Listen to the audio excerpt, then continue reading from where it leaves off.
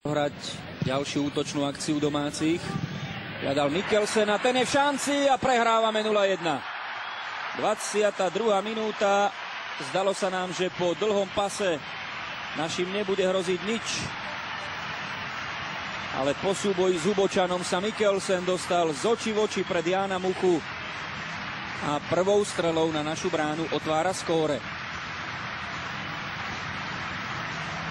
25-ročný útočník, ktorý získal so svojím klubom s Nordsjællandom dvakrát dánsky pohár, na jar aj historický titul a potom prestúpil do týmu bundesligového nováčika Greuther Fürth. Tobias Mikkelsen otvára skóre a zároveň aj svoj reprezentačný strelecký účet. Spokojný.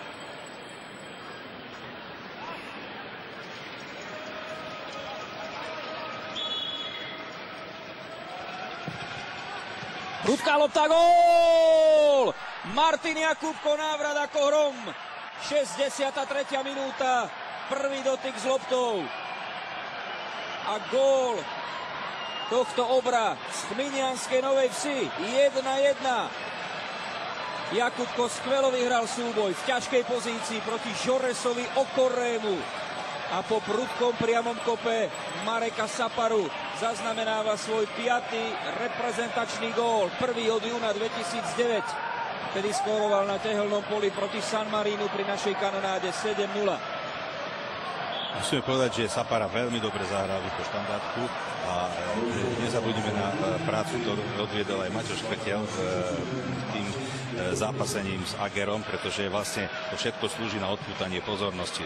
Takisto stoper, druhý stoper Okore tam zápasy s Jakubkom, čo samozrejme musel byť dopredu prehratý boj pre neho a v podstate stratili koncentráciu na loptu. A to je obrovská výhoda. Tu sú hráči, ktorí už v zápase skončili. V strede bol Eriksen, napravo Bentner, naľavo Zimling. Napriek tomu inkasovanému gólu na ich tvárach úsmev.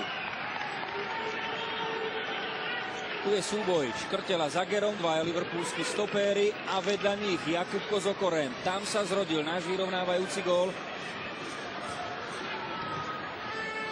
V štandardných situáciách je veľmi dobrá, pretože má dobrý nákop. Uvidíme, čo predvedie teraz. V 63.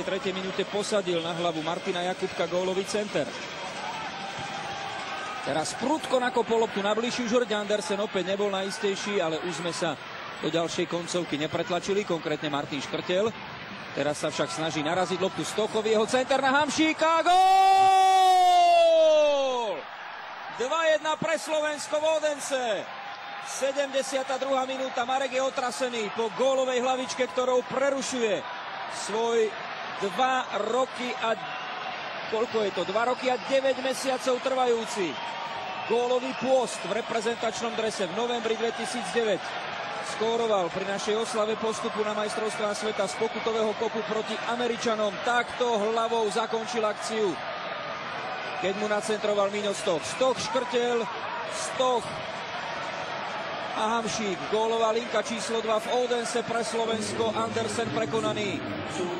Keď Hamšík hlavičkoval zblízka, tiesnený Danielom Agerom do brvna, ale lopta sa potom od brankára odrazila za bránkovú čiaru. 9. reprezentačný zásah pre Mareka Hamšíka. Dnes už o to tu ide presne, dostúpiť toho.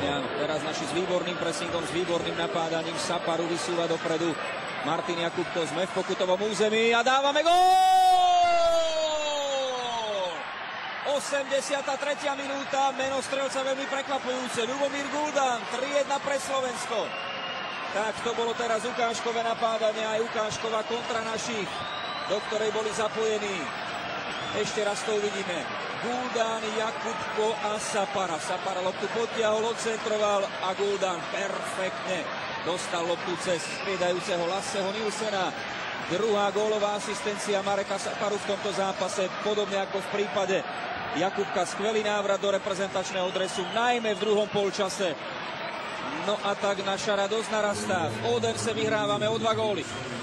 Pri tejto akcii by som chcel veľmi vysoko vyzdvihnúť Saparu.